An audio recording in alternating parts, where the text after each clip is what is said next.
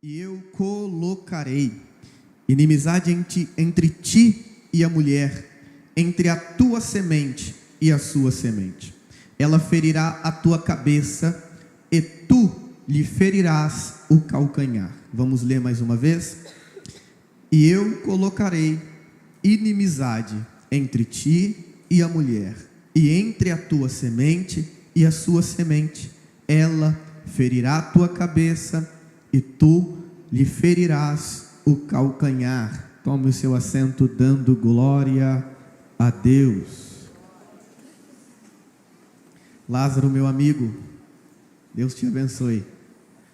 Meus irmãos, nós somos seres planejadores, isto é, nós fazemos planos, estamos acostumados em planejar.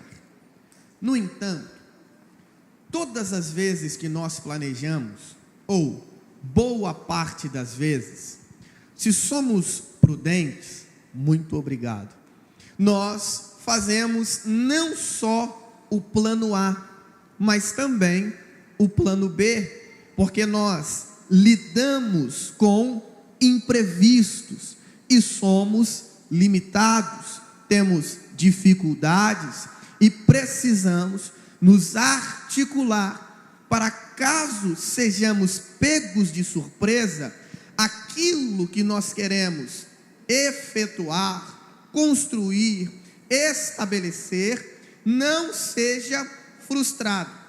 Isso é tão verdade que há um ditado popular aí na terra que diz: um homem prevenido vale por dois. Por quê? Ele se previne, entendendo que algo pode sair do seu controle, algo pode acontecer e pode atrapalhá-lo em seus planejamentos. Quando nós falamos sobre Deus, falamos também de um Deus que planeja, falamos de um Deus que tem planos, falamos em um Deus que articula as coisas.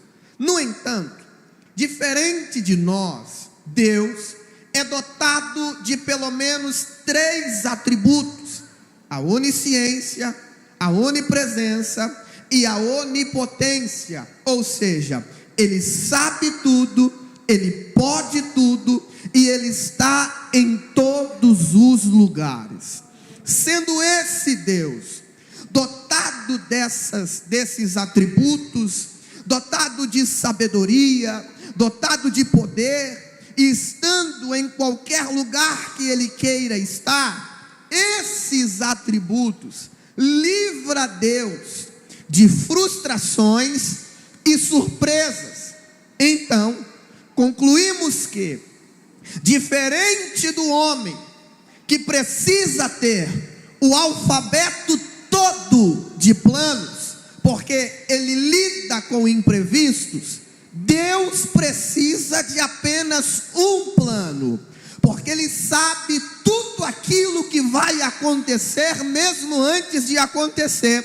Então Ele faz planos, entendendo todas as coisas, podendo todas as coisas, sabendo todas as coisas, e estando lá na frente em questões que ainda nem aconteceram. E talvez você esteja me olhando e se questionando: por que esse rapaz está dizendo isso? Porque eu pretendo, com a ajuda do Espírito Santo, ministrar uma palavra com o título: o plano A com cara de plano B. Quando nós olhamos para esse texto, é muito interessante o contexto em que estamos inseridos, porque Deus cria todo o mundo. A terra era vazia e sem forma, e Deus, com apenas a tua palavra, começou a fazer com que as coisas existissem. Quando Ele cria o mundo que nós habitamos, Ele faz a coroa da sua criação. Há uma reunião, Ele diz: façamos o homem a nossa imagem e a nossa semelhança. E formou Deus o homem do pó da terra, soprou em suas narinas, e ele tornou-se em alma vivente. A Bíblia diz que Deus coloca esse homem num jardim que ele plantou no Éden, para que ele pudesse cuidar da terra e cultivar a terra. Só que o mais interessante agora é que esse Deus tão grande, tão poderoso, tão especial, decide, opta, escolhe por estar em comunhão com este homem. Logo, entendemos que Deus criou o homem também com um propósito de comunhão, de relação, de intimidade, onde ele descia para estar com o homem e o homem se aproximava dele. Deus cria o ser humano, a humanidade, para estar em comunhão, em relacionamento. Só que antes dessa criação, algumas coisas já haviam acontecido. E pode te chocar o que eu disse, mas alguém, antes de Deus estabelecer comunhão com o homem, Satanás, havia perdido a sua comunhão com Deus. E eu posso abrir um parênteses aqui para dizer algo muito interessante a alguém que me ouve. Meu irmão, a gente está preparado para perder tudo, mas nunca estaremos preparados para perder a comunhão com Deus. Prova disso é quando a Bíblia fala para nós de Sansão: o homem mais forte que pisou na terra ficou fraco porque perdeu comunhão. Há um tempo atrás, estourou um hino dizendo: eu consigo viver longe da fama. E ela conclui dizendo: mas sem Deus não dá. É impossível, irmão, nós vivermos sem comunhão com Deus. É impossível nós vivermos plenamente sem relacionamento com Deus. E Satanás havia perdido essa comunhão. Quem perde a comunhão perde o chão. Quem perde a comunhão perde o sentido.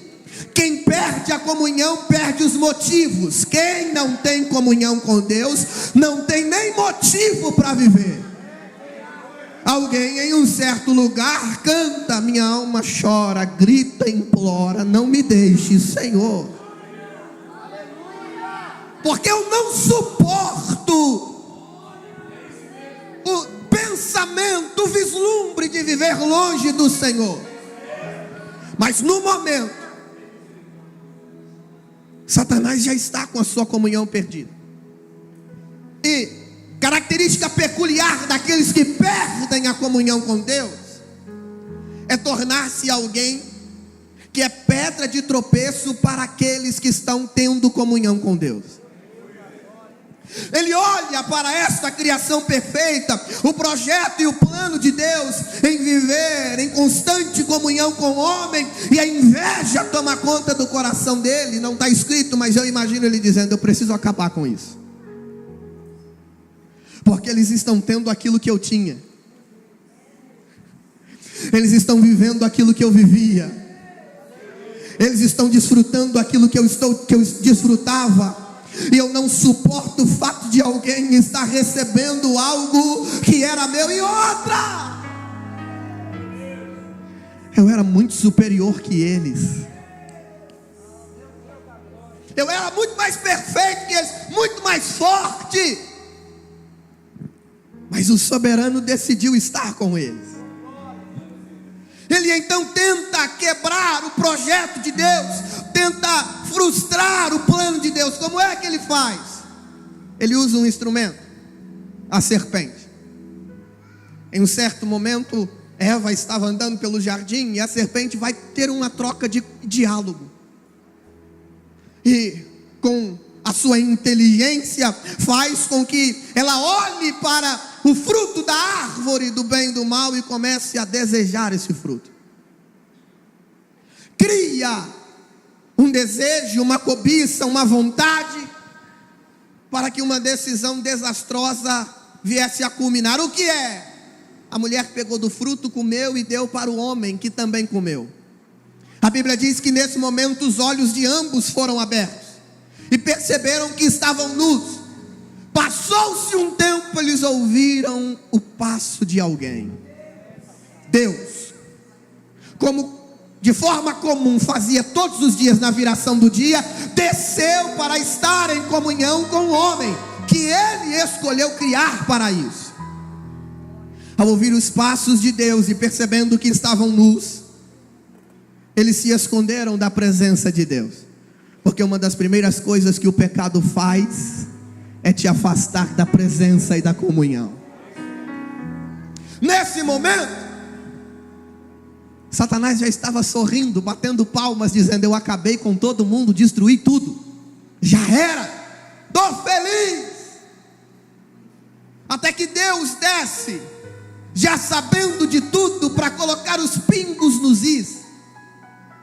Ele chama o homem não está diante dele, ele chama de novo, até que o homem diz: eu ouvi os teus passos, e pelo fato de eu estar nu, eu escondi do Senhor. E aí o Senhor vai perguntar: quem te falou que você está nu? Você comeu do fruto da árvore que eu disse que não era para comer? Aí ele diz: a mulher que tu me deste, me deu do fruto e eu comi. Aí Deus vai conversar com a mulher, e a mulher vai dizer: a serpente me enganou e eu comi. O que resta agora é lidar com o que aconteceu. Deus não anula a culpa da humanidade, porque a misericórdia não passa acima da sua justiça. Deus conversa com a mulher, só que ele vai conversar com a serpente. E agora a serpente, pensando que acabou com tudo e está feliz, Deus grita para quem quiser ou não quiser ouvir: eu já sabia sua característica, eu já te conhecia muito antes de você se levantar. Acha que você me pegou de surpresa? Acha que você me enganou fazendo algo por detrás das cortinas? Eu já tinha visto a sua movimentação, eu já tinha visto o seu posicionamento. E serpente, você engana o homem com aquilo que você foi enganado, mas nunca passa por cima da minha ciência, nunca passa por cima do meu poder, nunca passa por cima daquilo que eu sou. E prova disso, eu te digo: você pegou o homem de surpresa, mas eu já tinha me planejado, entendendo que você ia fazer algo. Me ajude a pregar, eu prometo não fazer isso muitas vezes. Vira para a pessoa mais bonita e cheirosa que tiver do seu lado. Se você não achar ninguém, finja. Dê um sorriso bem bonito para ele ou para ela e diz assim: você não sabe?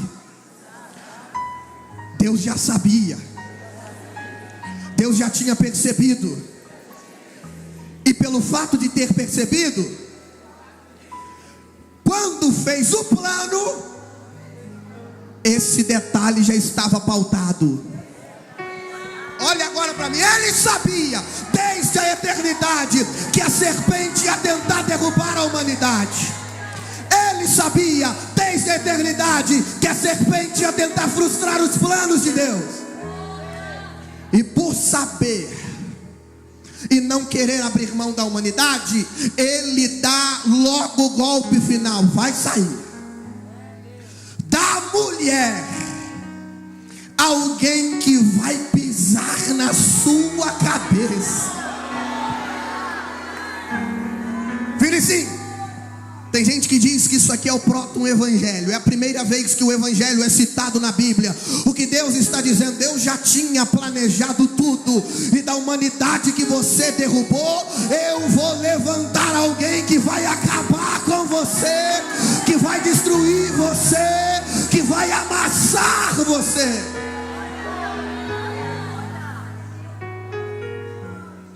Deus deixa claro que já sabia de tudo. E por saber de tudo, não é bobo o suficiente de não se articular. Estava tudo escrito já estava tudo planejado. Essa semente iria se levantar. Deus iria suscitar da mulher, da humanidade, alguém que viria resolver toda a bagunça. Só que a gente começa a perguntar: quem será essa semente? Nós, que hoje temos a revelação pelo prosseguimento da história, facilmente respondemos. Mas coloque-se no lugar de alguém que ainda está vivendo a história e não entende aquilo que vai acontecer. Quem será a semente? De onde virá a semente? Como será a semente? É claro que ao longo de toda a história do mundo passaram-se homens e mulheres extraordinários. Eu poderia falar aqui de Alexandre o Grande, Júlio César. Eu poderia falar de diversos nomes, Gengis Khan, grandes generais que fizeram coisas extraordinárias, mas eles não fizeram por nós o que de fato necessitávamos. Ao ouvir as suas histórias, nós ficamos talvez até inspirados e dizemos: se eu vivesse naquela época eu seria bom na espada. Que nada, foge de uma barata. Assistimos os filmes contando de feitos históricos e dizíamos: eu seria bom também. Nenhum desses super-heróis ou nenhuma dessas lendas fez por nós o que necessitávamos. Mas eu poderia falar também de nomes bíblicos como o de Abraão, o pai da fé. Ele creu no Senhor, mas não fez pela humanidade o que a humanidade precisava. Eu poderia dizer sobre Moisés, o homem da intimidade, aquele por quem veio a lei. Poderia falar de Elias e Eliseu, aqueles que navegavam no profético. Através de um desses, Deus fez pegar fogo no molhado. Poderia falar de Salomão, o homem da sabedoria, ou Davi, o homem do relacionamento. Suas histórias são fenomenais, os seus contos são extraordinários, mas nenhum deles fizeram por nós o que necessitávamos, porque ao ler os salmos de Davi, nós glorificamos a Deus, mas Davi foi um compositor. Nós precisávamos de um redentor. Então nós líamos as suas histórias e ficava até inspirados, edificados, mas faltava algo. A mancha do pecado e a separação ainda existia. Quem será a semente? Parece que o plano foi frustrado. Onde está essa articulação? Onde está essa presciência de Deus que o deu a faculdade de conseguir se articular antes do problema? Até que Isaías faz uma declaração interessante. Capítulo de número 9, versículo de número 6, ele diz assim: um menino nasceu, e um filho se nos deu, e o principado está sobre os seus ombros, e o seu nome é Conselheiro, Deus Forte, Pai da Eternidade, Príncipe da Paz. Eu gosto da Bíblia, então eu vou continuar com ela, até que Filipenses capítulo de número 2, a partir do verso 6, alguém vai dizer: e ele, sendo Deus, não teve por usurpação ser igual a Deus, mas despiu-se de sua divindade e tornou-se em forma de homem. Escuta isso. E veio na terra para morrer morte de cruz. Alguém pensou que tinha tudo dado errado até Jesus chegar. Alguém pensou que tinha se frustrado até Jesus chegar. Alguém pensou que tinha tudo caído por terra até Jesus chegar. Mas quando o Messias nasceu, o céu gritou nos quatro cantos da terra dizendo: eu não disse que já tinha me articulado, eu não disse que já estava tudo planejado.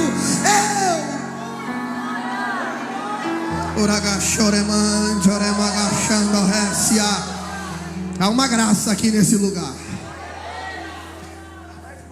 Eu vou dizer algo: tinha tudo para dar errado, mas Jesus chegou primeiro. Escute, ele veio e começou o seu ministério na terra, curava quem ninguém podia curar, libertava quem ninguém podia libertar, escolhia quem ninguém escolheria. Mas ele sempre falava sobre um negócio, o reino do céu. Porque ele começava algo aqui que não permaneceria aqui, mas ia para lá. E o auge do seu ministério não foi pregando numa grande catedral. Não foi pregando num simpósio com os maiores doutores e mestres daquele tempo. Não. O auge do seu ministério foi num lugar chamado Gólgota, o palco da vez, onde ele estava assinando um papel, em que a cruz foi o pincel e o sangue foi a tinta. Ele subiu ao madeiro para que você não descesse ao inferno. Ele abriu mão de sua divindade para que você não abrisse mão da sua salvação. Ele abriu mão da sua glória por um momento para que Deus não abrisse mão de você. Aí ele sobe com os braços estendidos e diz algo muito interessante: Tetelestai, está consumado. Hernandes Dias Lopes diz que apesar de nossa situação terrível de depravação, condenação, escravidão e morte, Deus lançou em nós o seu coração com sua misericórdia. Ele veio mostrando que o plano não foi frustrado. Mas por que veio? João 3,16. Porque Deus amou o mundo de tal maneira. É um pouco difícil de entender nessa geração, tendo em vista que o seu slogan é: toda forma de amor é válida. Mas o amor verdadeiro não é de qualquer forma, é da forma que o pai olhou para a criação e disse assim: eu não estou pronto para abrir mão deles. Eu não quero abrir mão deles.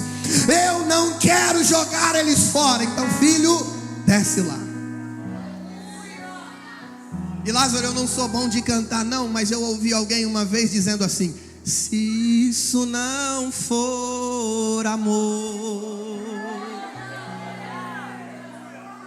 o oceano secou,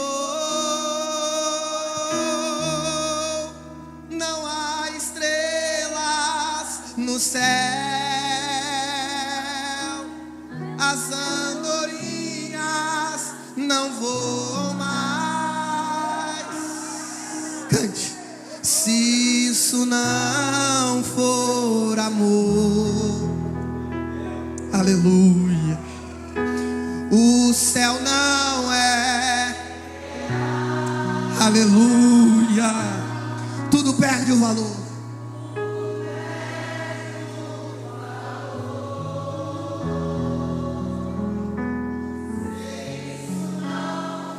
Sabe o que o autor vai dizer no início dessa canção?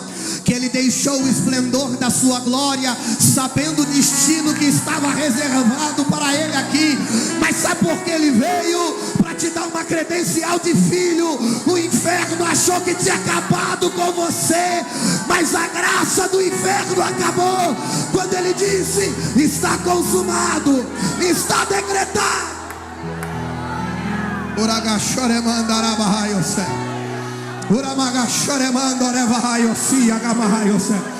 Há uma graça de Deus e eu preciso dizer, Isaías 53:5 diz: e ele foi ferido pelas nossas transgressões e moído pelas nossas iniquidades, o castigo que nos traz a paz estava sobre ele. Aleluia. Eu gostaria de te convidar. Eu já termino de pregar, eu prometo não demorar muito, mas levanta a sua mão lá em cima e adora Ele por pelo menos 30 segundos, dizendo: não era para eu estar aqui, não era para eu ser o que sou, não era para eu fazer o que faço. Sabe por quê? Se fosse pelo mérito, era para você estar com o nariz cheio de cocaína agora, mas você está cheio do Espírito Santo. fosse pelo mérito, seu lugar no inferno estava pronto, mas o céu te aguarda. Adore a Ele.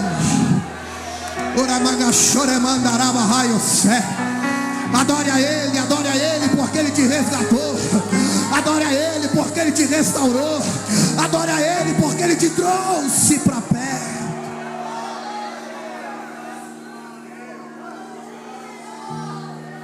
Aleluia.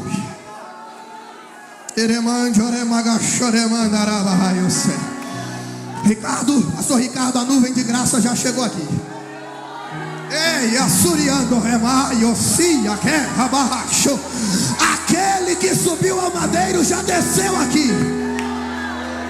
Adore, adore, adore, adore, adore, adore. Isso. Aí, Efésios capítulo de número 2, verso de número 14, diz assim: e Ele é a nossa paz, quebrando o muro da separação, nos reconciliou com Deus. Tu andava separado, agora tu está de mão dada com Ele, caminhando para Canaã.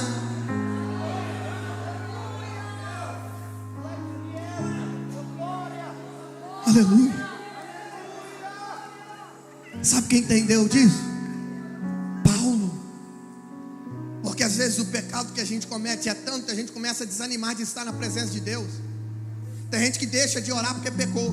Tem gente que deixa de se congregar porque pecou. Aí Paulo, segundo aos Coríntios, ele vai dizer assim: eu sou o menor dos apóstolos e nem mereço ser chamado apóstolo. Por quê?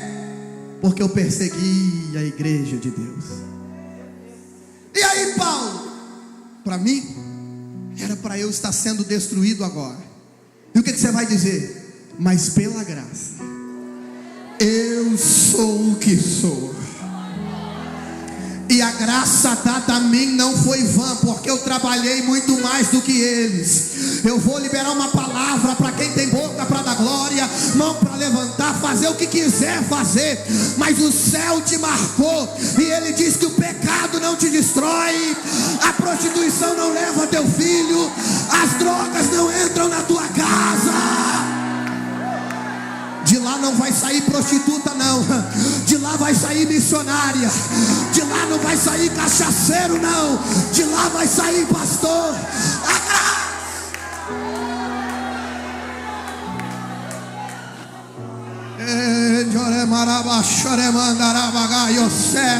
A graça está mudando, está mudando, está mudando, está mudando o rumo da história. A graça está mudando.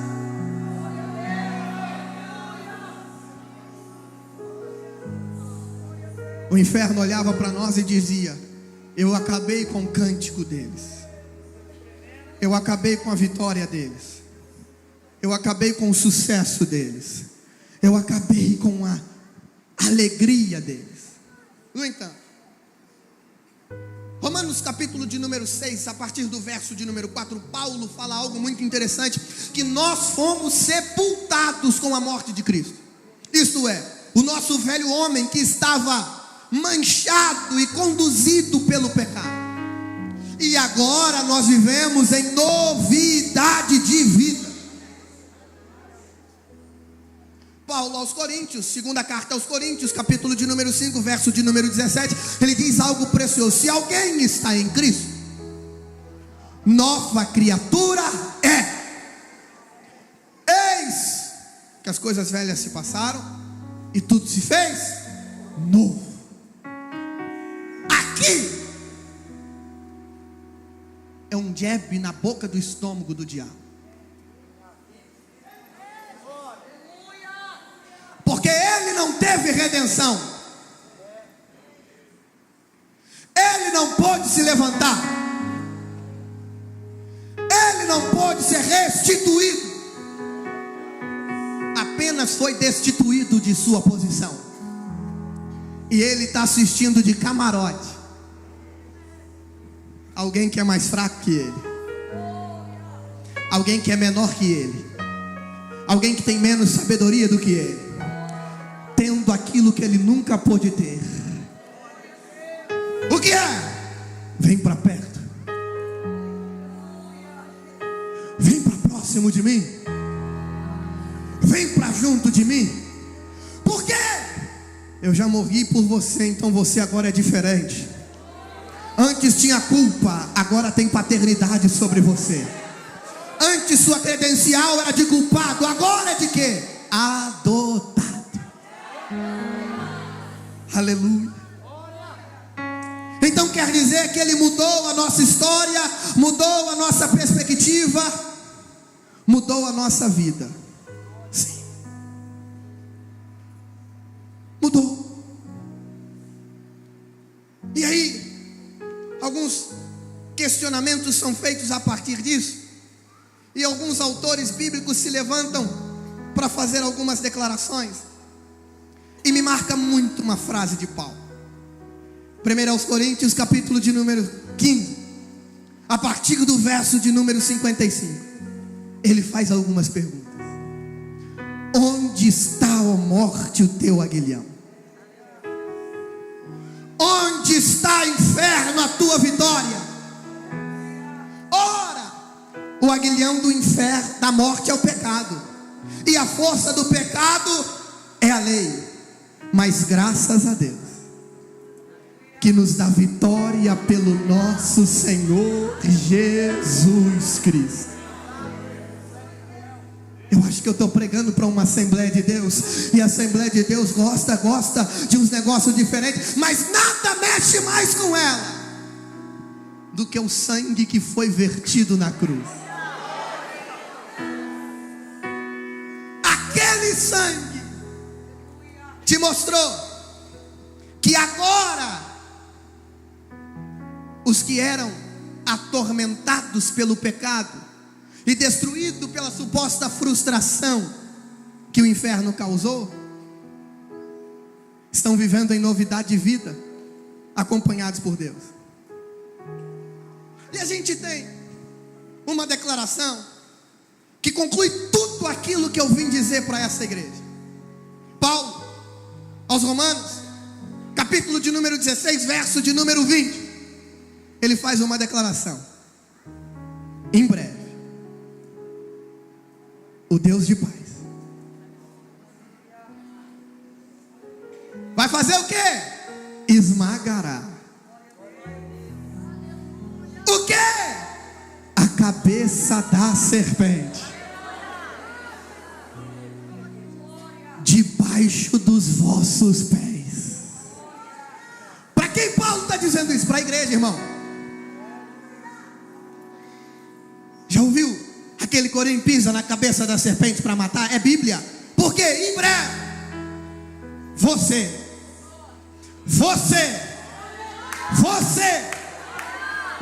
também vai pisar na cabeça dele.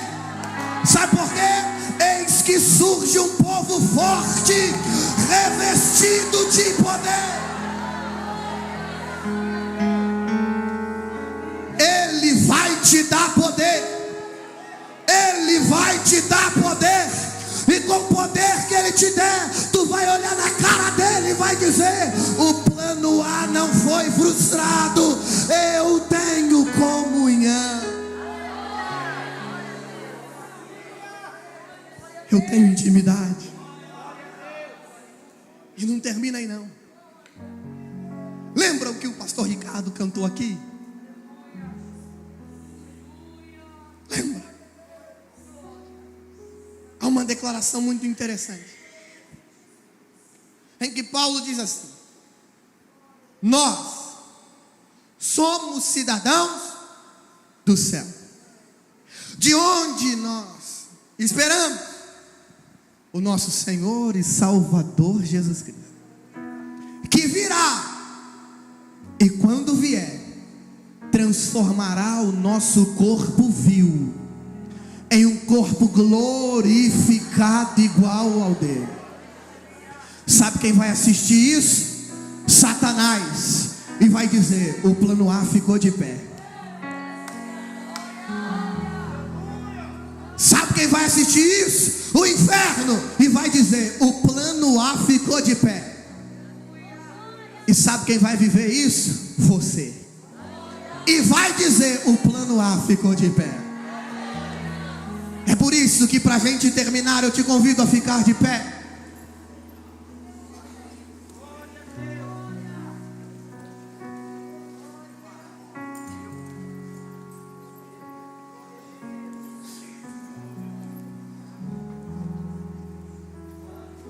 Nós estamos acostumados com os nossos planos darem errado. Nós estamos acostumados em falhar nos nossos projetos. Mas Deus nunca estará acostumado com isso, porque não vai acontecer. O plano de Deus esteve, está e sempre estará em vigor. E Ele pode atingir a sua vida também. Eu não sei para quem eu prego agora. Eu não sei com quem eu estou falando agora.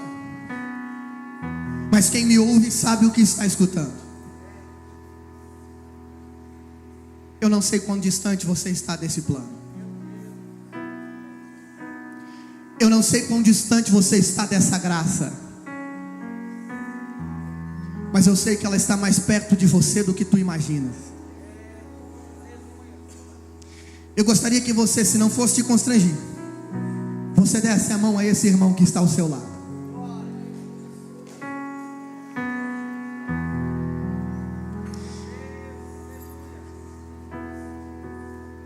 Nós vamos orar agora. E orando, o que vai estar em pauta é o plano de Deus. Porque eu conheço uma canção que diz assim: meu pai, o mundo insiste em me chamar. O mundo insiste em frustrar o plano de Deus na tua vida. Mas não vai acontecer. Porque Ele te trouxe aqui para restaurar a promessa que uma vez Ele já disse. Sabe o que é? Eu estarei convosco todos os dias, até a consumação dos séculos. A graça do Senhor Jesus Cristo, o amor de Deus, a comunhão do Espírito Santo, seja com todos vós, desde agora e para sempre. E todos digam amém.